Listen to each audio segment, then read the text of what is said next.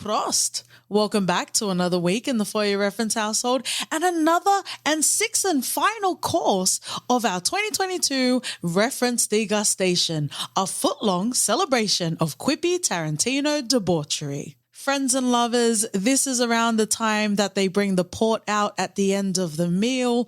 We have so far covered Reservoir Dogs, Pulp Fiction, Jackie, motherfucking Brown, Kill Bill, Inglourious Bastards, and we're about to get into the last offering of our Reference Degustation. Thank you for everyone that has joined us along in this journey, and also an extra special thanks to our patrons. Let's get on with the show.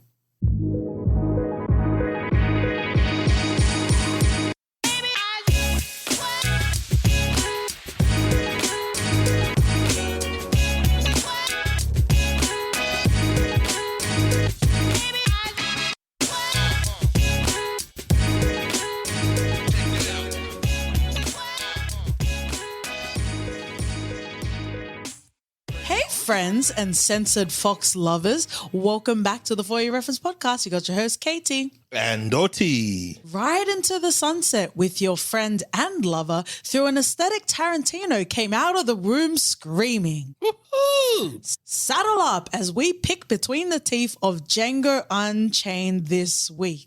Woo-hoo! Woo-hoo-hoo. In any case, this is a momentous time because we have made it. This is the most amount of offerings that we have offered in the For Your Reference podcast. Our first year, Hayao Miyazaki, we covered 5 films. And then last year we did Taika Waititi. We covered 4 films. And technically we've covered 7 films if you include the clusterfuck of whatever Kill Bill was. Let's get into general stats and information so we can get into first impressions.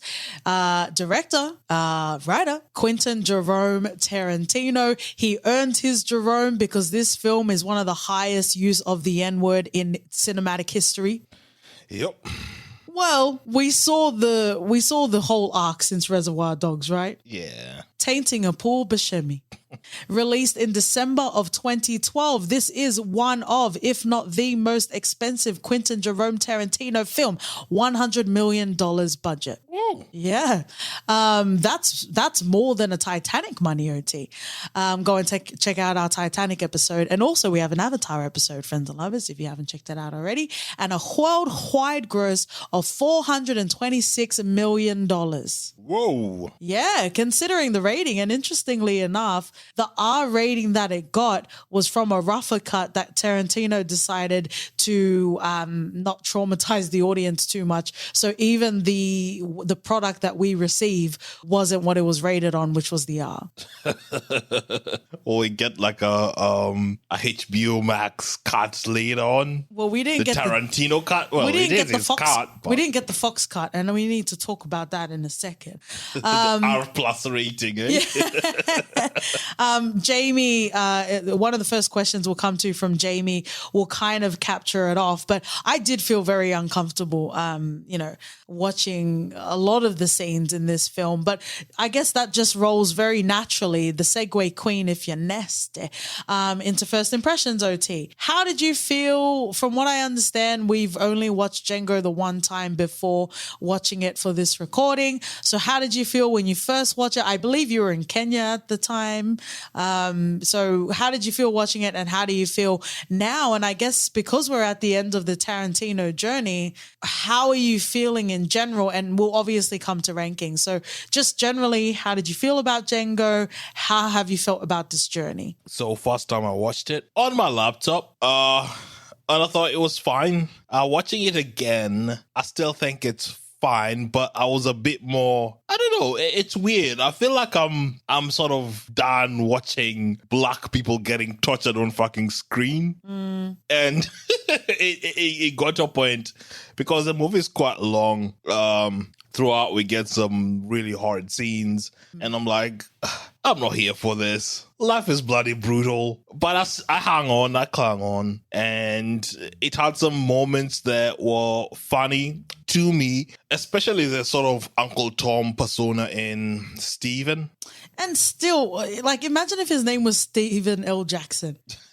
It just doesn't work, right? Yeah, I think those were the most hilarious just because of the utter. I kept on flashbacking to sort of just replacing his face with Uncle Ruckus, even though I didn't need to because it looked like a bloody carbon copy. It looked like And at the end of it, I thought it was fine. I think I'm just fatigued by these sort of movies, regardless of the different spin that Tarantino added to it. Guaranteed it wasn't your sort of 12 Years a Slave or anything like that. Yeah. But yeah, it just had long stretches where we were focusing too much on the bloody suffering and the technicalities of being in that time period. And because I think for a good like 60% of Kerry Washington's on-screen performances was her getting dragged and her screaming, right? Yeah. I don't know. I've gotten to a point where I'm like, yeah, I'm done watching people suffer. Black people suffer on screen. It's too much. And this was a few years back. I think the first time I watched it, I enjoyed it a bit more. Pretty nice. I think Samuel L. Jackson stood out for me. Jamie Foxx was all right. Whoa! Wow! Whoa! Okay, no, but let's leave that. Because I definitely want to unpack all of that, OT. But I guess just hitching my first impressions onto yours, I recall enjoying like having a fun experience watching this film, but perhaps I'm just looking back with rose-tinted glasses because there was nothing fun about this film. And obviously it's about slavery, so far be it from me to ask that in a film about slavery. But we know the flavoring of Quentin Tarantino. We know how he's able to he's able to strike the balance between humor and potentially darker, more heavier sort of themes, right? So I recall enjoying the film a bit more, but this felt like not on the level, but it tonally felt the same as 12 Years a Slave. Like, I feel like this was, instead of having the more Pulp Fiction-ness, he leaned more towards like an actual earnest attempt at telling a story about slavery. Maybe so. I think it had a bit more levity than 12 Years. I think it was... But were you having fun when you watched this, is my point. You can't have fun with... I couldn't have fun with this. I couldn't... It's just... I think I'm all fatigued out. I'm all tired. But I did have fun with it the first time I watched it. I remember thinking, oh, shit, this is dope, you know? Yeah. I thought back then, I think I thought Jamie Foxx was quite outstanding in it. Right now, I think it was all right. Didn't really do too much for me.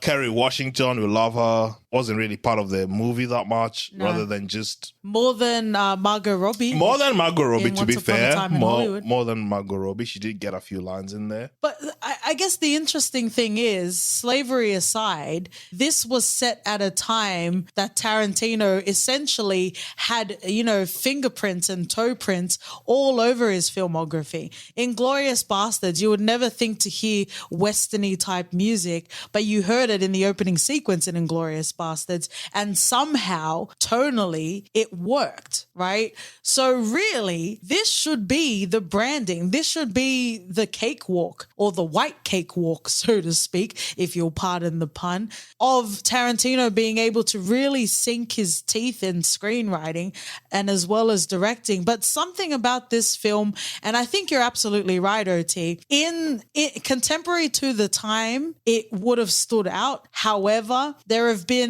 more earnest attempts from black penmanship that was able to resonate better. Again, 12 Years a Slave, Steve McQueen, Ava DuVernay's Selma. Like, it was just, I don't know, it did feel a bit more mishmash where I thought it was going to be a white cakewalk for Tarantino, given the fact that he loves Western so much, and it was essentially set exactly where it needed to be. But tonally, it felt a bit lopsided to me. You brought up the sort of soundtrack, the score in this. I thought I don't know, it was just a miss for me. I didn't feel like it elevated anything. You don't think Rick Ross helped at all? Maybe if he played Push It to the Limit. I don't know. I think one of the like cutest examples I can think of with having like modern music in like olden time sort of storytelling is A Knight's Tale, Rest in Love and Peace and Power, Heath Ledger, because they were doing the We Will Rock You. And I thought that was quite nice because it was very obviously pandering to contemporary audiences, but it still kind of found its way to work. Anyway, we're going to get to it. We might as well get to it now. This is a question from Jamie. Shout out to our patrons that contributed to common and recurring themes. General question. So Jamie asks, what are your views on Quentin Tarantino's approach to violence? What did you think of the violence in this film? It was gruesome. And it was one-sided, was it not? Yeah. It was a bit, I wasn't going to say a bit too much, but it was quite extensive. We get to see a lot of black suffering. Yeah. Especially the scene where we had D'Artagnan being eaten by dogs. Yeah. I was like, mate, you know,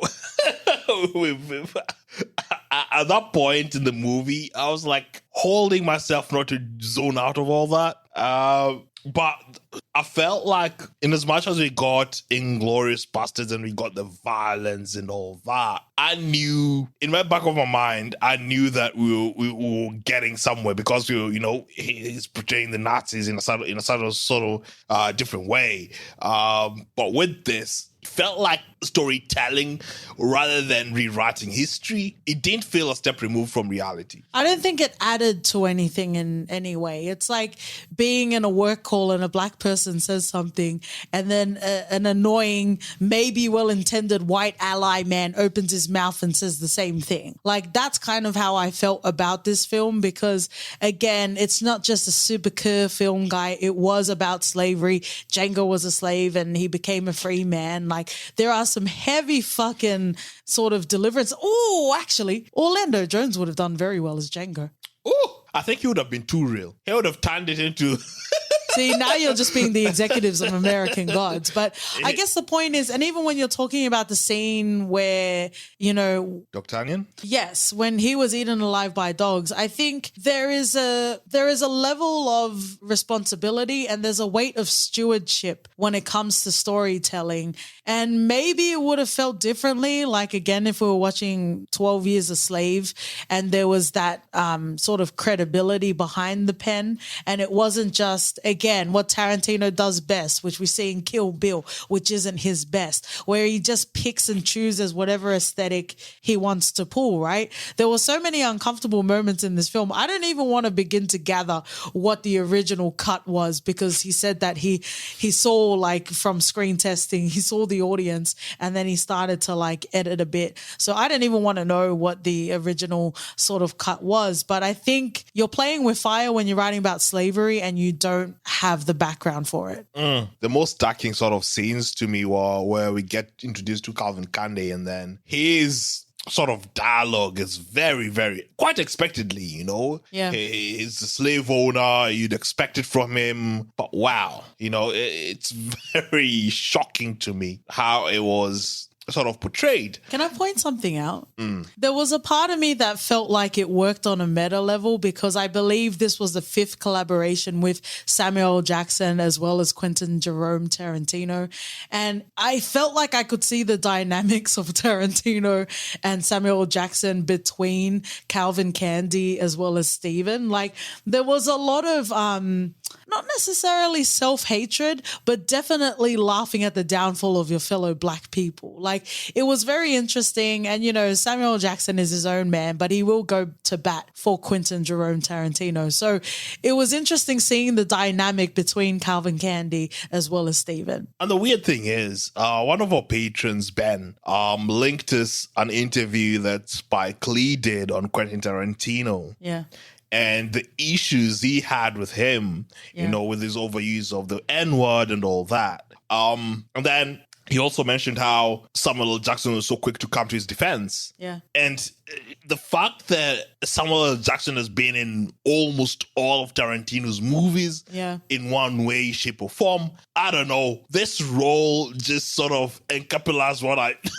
But, like, don't you realize the joke's on you, bro? Like, there's a level removed where you feel like, mate, it's a bit weird seeing him play this Uncle Tom sort of character, and a whole lot of people have issues with just how he carries around. And that's one of the reasons why I never really got into Tarantino, because I wasn't in for that. I never got into his popular sort of movies just because I wanted to stay away. But I guess that's the point. Like, I think a lot of us, well, hopefully, most of us can acknowledge and admit that there are unnecessarily racist sort of dialogue in the direction of Black people with the use of the N-word in particular. But a lot of us just sit there, squint our eyes and wait for it to end so we can just continue the rest of the movie.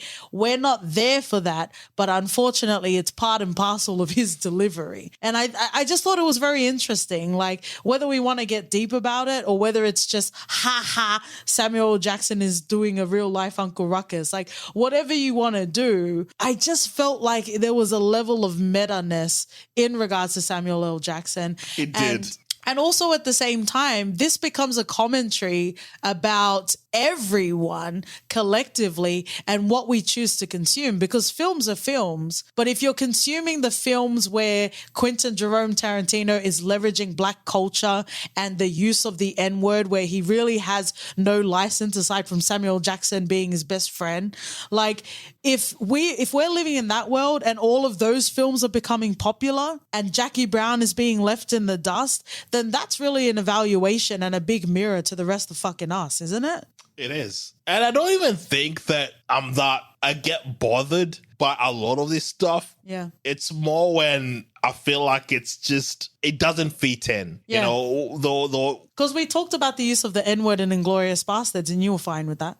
Yeah, like it's fine. It's fine. Like I said, I do not have a direct correlation to the N-word. I'm not American, but outside there, people will utter shit and they wouldn't care. Yeah. You know, it's the intention is to hurt, and that's fucking it, you know? Surface level racism. Exactly. You don't need smarts and to me, I'm for like, that. mate, fucking hell, I'm from Kenya. It doesn't fucking...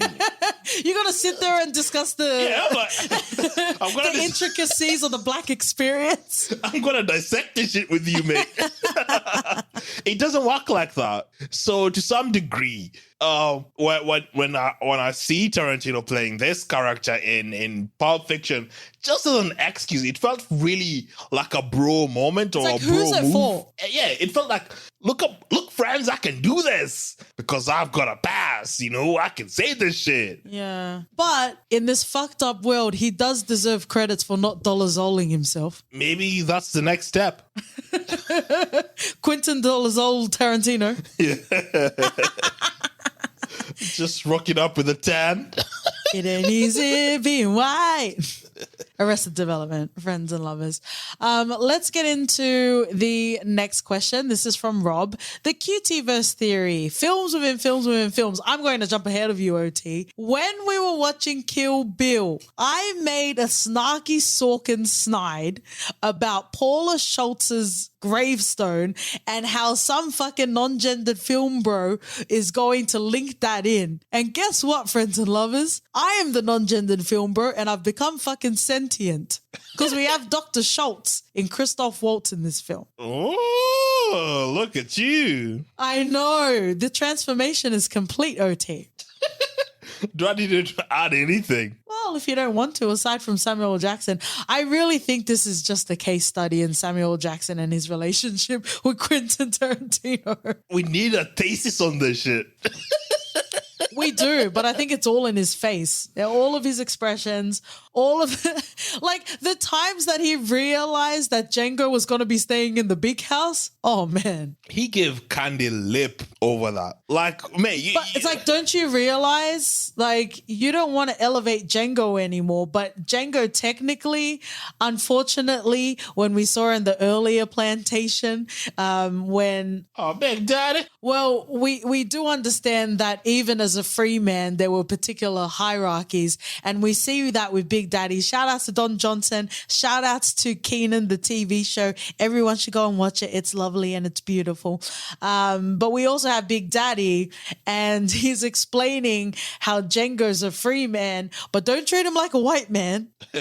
Like, there are levels to this shit, right? Yeah. But even then, like, Steven had a begrudgment against Django, but he will never be on a level where he can talk that much with that much lip. Yeah, and I think part of it was jealousy. Oh, absolutely, and hatred. Yeah, I think he saw that and it was like, what the fuck? I never got to be on a horse, walk freely among other people after white people. I worked hard to get where I was, even though I wasn't seen as an equal. Yeah, and it's like, he's contorted his mind however he needed to do to be in that state. Yeah. And for him to see someone like Django was a shock to his system. Yeah. And he couldn't accept it because of all the decisions he had to make or he had to sacrifice himself. Yeah. And I think that's just part of it. He just felt like, who the fuck are you? I had to do shit. I had to, reason the shit in my mind so that I can be the best version of Uncle Tom I can be for Candy. And it's all his fault, he's a part of the time. It's part of the time, and you can't fault that. Not everyone. But don't shit on others. Don't shit on others, but I think that's where the conflict comes, because in himself is looking at that and seeing that there's a different option or there's a different path, and he didn't choose that path. But we're never going to criminalize individuals in systems that were set up for people to fail, right? Like, even in the Mandingo fights, like, you're not going to, well, I'm personally not going to cast any sort of shame for the one that survives, because it is essentially a kill or be killed sort of world. Even when you mentioned that, I could not watch that Mandingo fight. It was very uncomfortable. I think the first time I watched that movie, I was like, intrigued. Now I was just, I looked away because, fucking hell. But this is very interesting, and you kind of touched on it when you were referencing Inglourious Bastards. I think the level of explicitness and graphicness in regards to slavery went much further than the Nazis in Inglourious Bastards, or not. It did. All we got to see is scalping some heads and some bullets. Here we took a different turn. Here we saw the intricate details of that. It was. He went down the rabbit hole to expose that more. Yeah. To make it feel real, and for us to have some sort of feelings towards. In Inglourious Bastards, we could see scalping, but it felt a bit benign compared to this. You know what it is as well? With Inglourious Bastards, they were nondescript. So we didn't really latch on to these characters or anything. Everyone got a fucking backstory, especially all of the black people. They all got a backstory, even if it was one sentence. So there was an extra sort of gut punch when you saw them die in the most brutal of ways. Yeah, even when you're talking about how your Keenan fella, when you're talking about Big Daddy, and he was like, show Django around. Yeah. And the slave just be like, Big Daddy. Like, that just crawled my skin. Yeah. I was like feeling like you could just imagine the level. And this is where, there's the movie that he's presenting us. Yep. And then there's a level of, okay, what the fuck happened for them to be like this? Yeah. There's this unspoken, like, she didn't just show up being all that peppery and all that, yes, Big Daddy. I wouldn't go to the level of saying irresponsible, but I would say it's neglecting duty of care to want to show, and obviously like accurate in history, but like hearing of all the brutal ways that black people were killed, wanting to put it in a film and not offering any sort of substance generally about slavery. Like, it felt like you were picking and choosing. You were white fucking lotusing this shit. If you're not going to do it right, don't fucking do it. Go and do some fun aesthetics somewhere else. And one of the most interesting things I think that made me feel away during the movie is you told me that he wanted Will Smith to play Django, and he refused because he felt that Django was not the main character. But I agree with that, because a lot of it was focusing on Dr. Schultz. Yes. It was a lot of white people talking around Django for the first, 30, maybe 40 minutes? There was a lot of circling whiteness, which, yeah, cool, but it's called fucking Django Unchained, right? He does get his redemption sort of arc, like, 2/3 into the film. So I guess in that sense, it did earn its name, but it definitely didn't reach the feats of what a title name sequence will be. Like, even, Uma Thurman's Kill Bill, like, she got a lot of, like, time, even though I didn't feel like she got enough. But, speaking about others that, didn't make the cut for Django, do we want to talk about Tyrese? Oh, Tyrese's audition tape. Wow. If anyone has not watched, just go on YouTube, search for Tyrese Django Unchained audition tape. Shout outs to Rob from Smoke and Mirrors, because I'm pretty sure he's the one that put us onto that, or Brent from Home Video Hustle, or both. Because it's one of the most perfect things you'll ever get to see. Yeah. But can I be Kyle Katie Brovlowski for a second? Mm-hmm. After watching this film and seeing how brutally, sometimes out of context, Black people were dying in this film, I think Tyrese read that script and he took it as a 12 Years the Slave. Would he be wrong though? No, because it's like you were waiting for some sort of levity, but it never really came. So based on like his audition tape, Tyrese kind of nailed the brief. Yeah. Like, the levity for me was just the ridiculousness of Steven. Everything else was But I don't think that was even supposed to be funny. That It was just you. wasn't. Yeah. That was just you as a black man seeing the downfall of other black people. Like, I don't think it was intentionally supposed to be funny. You were fucking like incredulous at Steven. It was just ridiculous. I think that's one of the sort of coping mechanisms you have, All right, let's move on to the next question. This comes from Jamie. Okay, this is obviously the last time we're going to ask this. Is Quentin Tarantino the best contemporary director to match visuals and music? Not in this, sorry. Not in this. Reservoir Dogs, Pulp Fiction, absolutely. Informing tonality. I don't think this works. Thinking about Rick Ross, I'm supposed to be in a Maybach somewhere, aren't I? It didn't feel as strong. I think part of it I just pretty much ignored, or it didn't do anything for me. I think the brutality stood front and center, that maybe I didn't concentrate too much on the score when it was there and didn't play a part, or I don't even remember it even thinking that, oh, this is sort of heightening the moment or easing the tension. No, it didn't feel like that. Yeah. You know what? It would have been nice to end on Inglourious Bastards, because that would have been more fun to end on. But we are where we are, friends and lovers. And again, matching tonality and forming the world, absolutely. Contemporary director to match visuals and music. I mentioned it very early in Reservoir Dogs and throughout this reference degustation. And I hope I've lubricated you to the fact that James Samuel was able to achieve so much in The Harder They Fall naturally. Being able to integrate reggae with a black Western film, it happened on levels that Tarantino will never be able to reach, nor should he be able to reach, because he can go into depth in many other ways and many other aspects. But if we're talking about black Westerns, and again, no one's going to call Django a black Western because they're just seeing Quentin Tarantino talking about dead N-word storage and Pulp Fiction. But really, The Harder They Fall is the best to do it, possibly to ever do it. I guess time will tell. It also talks about the intricacies of black people, but it's not done in an Uncle Tom way like with Steven. 100% agreed. Let's move on to direction/stylistic choices.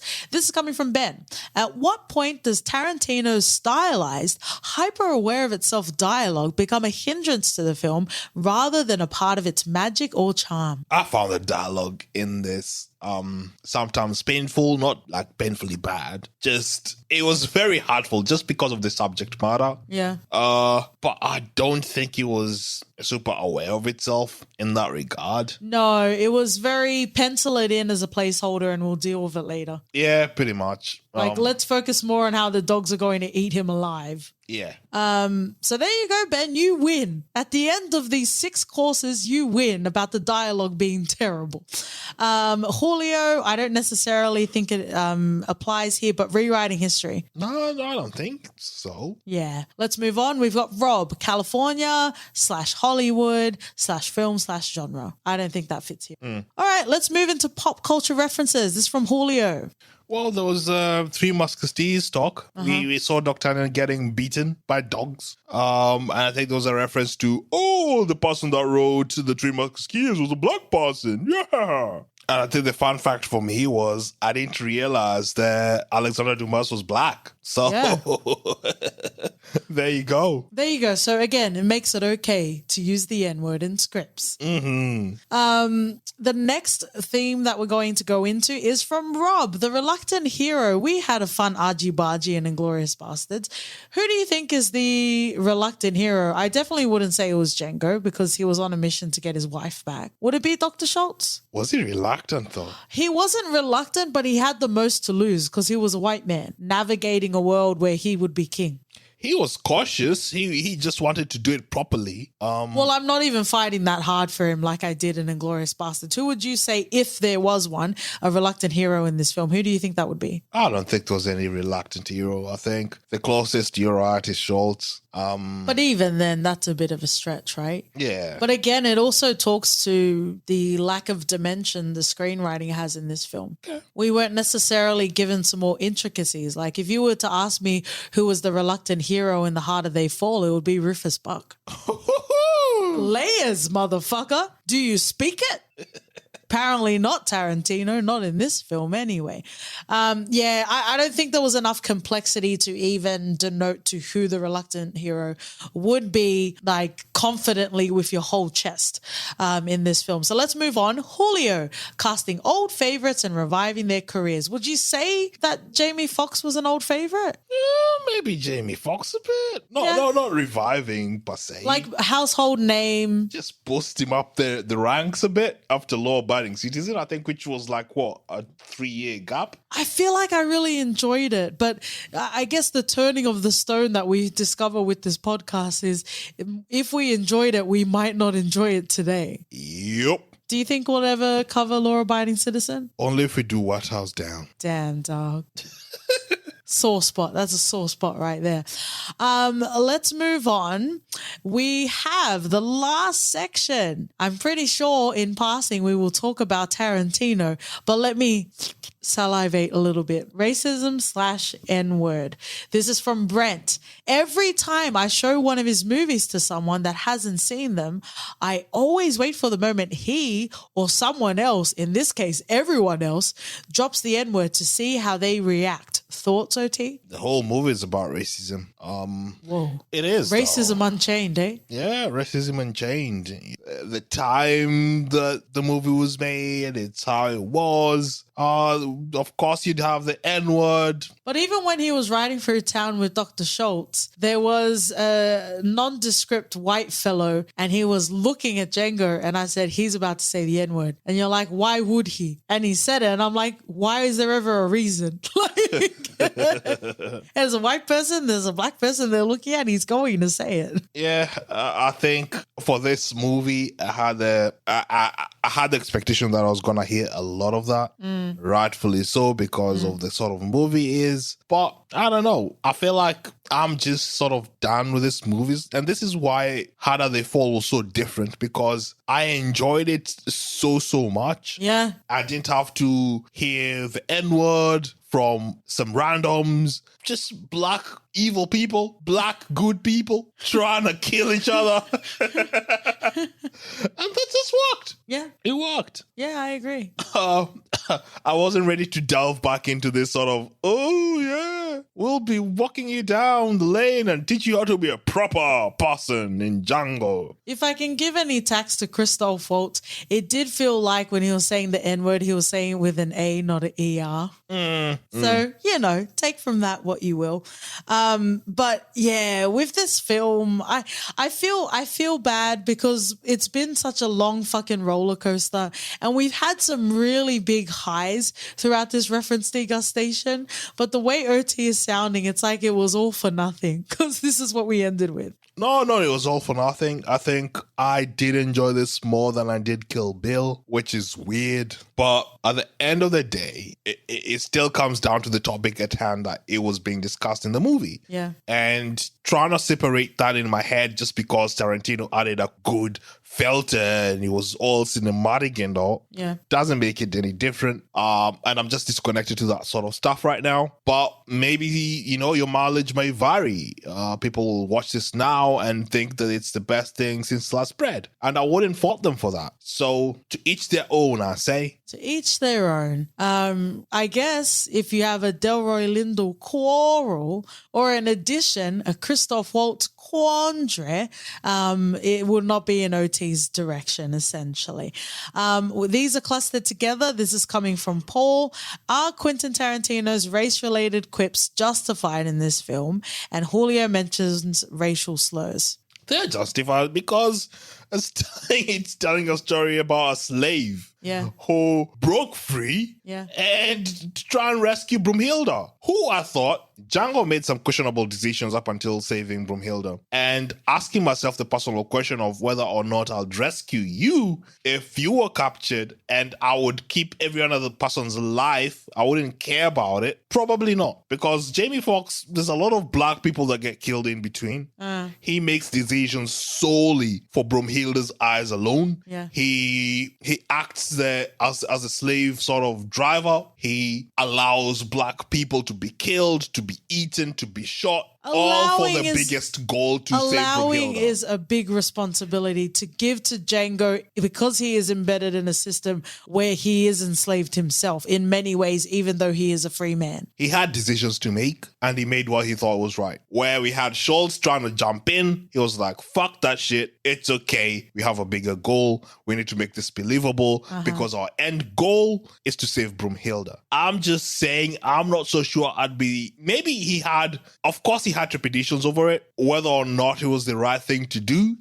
But you can't say D'Artagnan's life is less valuable than Broomhilda, or the countless other black people that died because Jamie Foxx. No, but it's a classic trolley philosophy problem. It matters when that one person is someone that you love. Yeah, and I get that. And that's why I'm like, countless of black people died so Broomhilda could live. Yeah.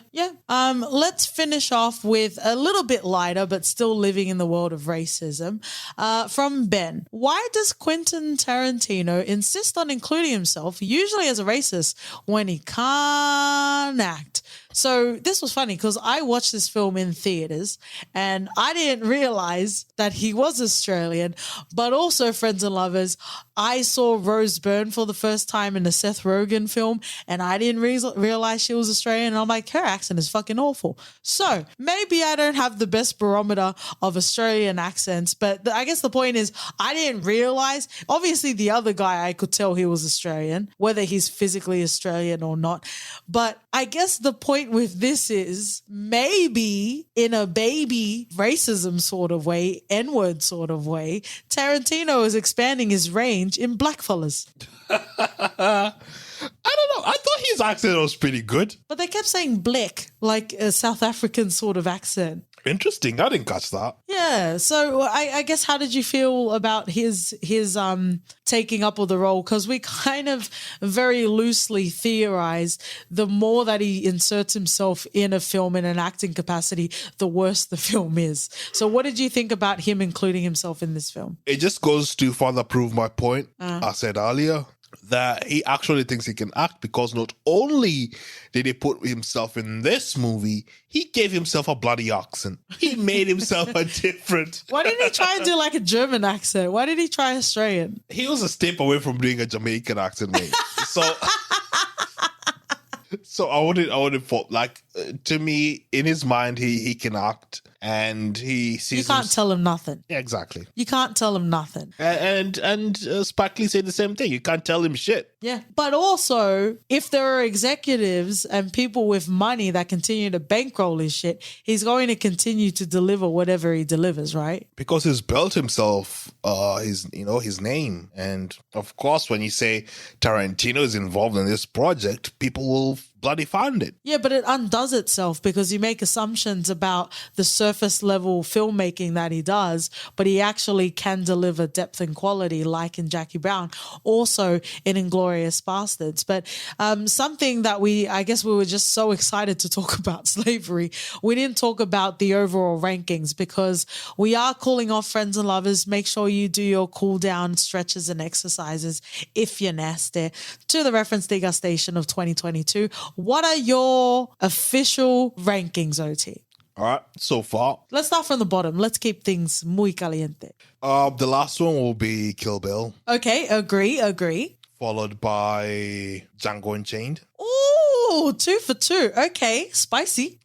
Then, throughout, I said that I had Reservoir Dogs below Pulp Fiction, but just because Django continued the theme of, it focused really on slavery and all that, it put in sharp contrast the sort of last scene in Pulp Fiction, and I just didn't really like that. I think when at the start of the Pulp Fiction recording, I was too excited. Yeah, I was too eager. Okay. So Pulp Fiction will have to come bottom 3. Okay. I might need to do an individual ranking, but you keep going. And then Reservoir Dogs. By default, eh? By default, Jackie Brown. Uh-huh. And Inglourious Bastards. Uh-huh. Okay, I am close to where you are. Kill Bill at the bottom. All right. Like, shoot it to the bottom of the barrel bottom. Then Django Unchained. Yep. Then Reservoir Dogs. Okay. Then Pulp Fiction. Okay. So we're really just fighting over those two. And then I also agree Jackie Brown and then Inglourious Bastards. Okay, so it's just the position of switching Pulp Fiction and Reservoir Dogs. Yeah. I just thought that, after having finished everything that we've covered so far, yeah, I just feel that at the end of it, Pulp Fiction, I'd forgotten about the bit where I was really not pleased towards the end of the movie. I guess in light of this discussion as well. Yeah, and I checked out pretty much towards, I get it. It's fine. Ratings change. People remember stuff. Yeah, but definitely Reservoir Dogs about Pulp Fiction at this point. And then Inglourious Bastards for the win. Oh, absolutely for the win. The white man wins again, OT. Mm-hmm. And I think part of me sort of expected Django to be at the bottom. I just didn't. I'd hoped for an Inglourious Bastard surprise. Yeah. Oh, no, absolutely. But again, we are coming to the end of this Reference Degustation. Thank you for joining us for celebrating our 3 years in podcasting. Is there anything generally you want to say about Quentin Tarantino? Is this your official notice that we probably won't be covering another film unless we're compelled to? Is he not doing one more movie and then he's done? Yeah, but does that ever happen? We've covered pretty much all of everything that he's done. So I'm fine. I'm fine to sit out the Tarantino train and live it for the youngins. Do you hear that, friends and lovers? OT has unsubscribed from your Tarantino newsletters. It was a wild ride. I enjoyed myself a bit. But at the end of it, I knew what I'd get from him mostly. And he did pull up some surprises with some really good stuff in Jackie Brown and Inglourious Bastards. We had some expected sort of witty dialogue in Pulp Fiction, which we loved. Yeah. Reservoir Dogs, there's just the music plays such a big part. How did the siren go in Kill Bill? I do not miss that shit. Probably won't. Even in the sort of B-scale sort of horror movies, we don't really get that anymore. But there you go. Well, I guess while we're here, you don't have to, but I want to quickly rate the soundtracks. I've really been enjoying this Reference Degustation as an overall sort of experience. So I do want to rank the soundtracks. Jackie Brown is the best soundtrack. I had so much fun listening to it. I love it. Nice. Pulp Fiction, Reservoir Dogs, Ooh. Inglourious Bastards, Bastards. Okay. Django Unchained and Kill Bill, again, they can fight for the bottom of the barrel because I really didn't care for it. And I don't know, like, love Rick Ross in a Maybach somewhere else, but not necessarily, again, like it was oil and water. It was chalk and cheese.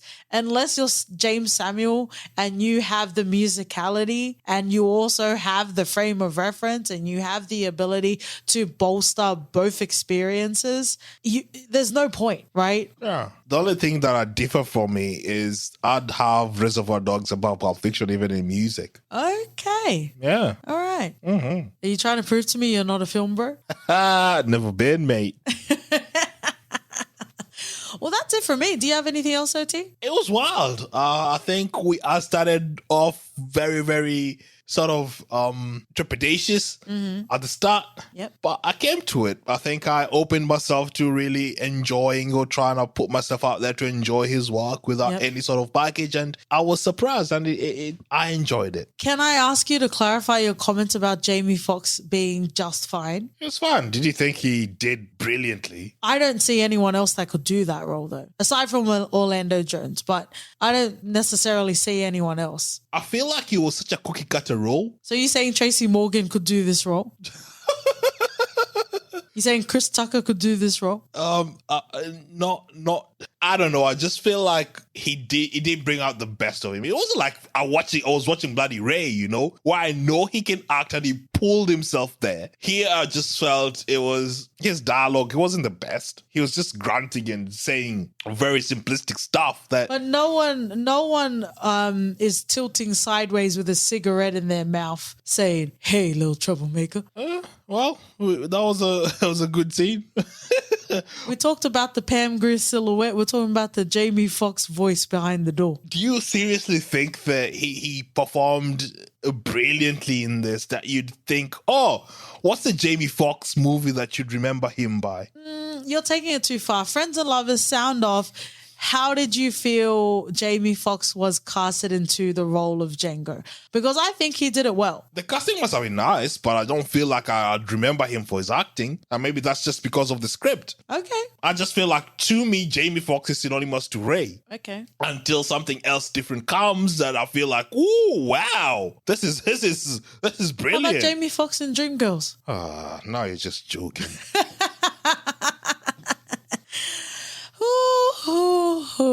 Friends and lovers, treat yourself to another glass of port.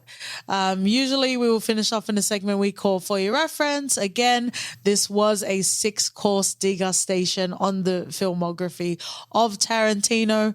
Like OT said, we're pretty much laying it to rest in Paula Schultz's 6 Feet Under grave.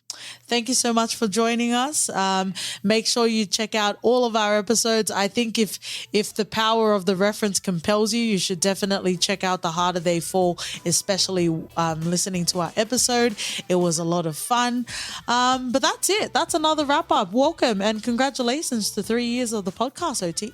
Woohoo! It's been a wild ride. Yeah. If you want to get on OT's wild ride on Twitter and Instagram, we're at For Your Ref Pod. Write us an email at hello@4podcast.com. We're also on Write Your Own Fucking Stories podcast if you'd like to leave a rating and review.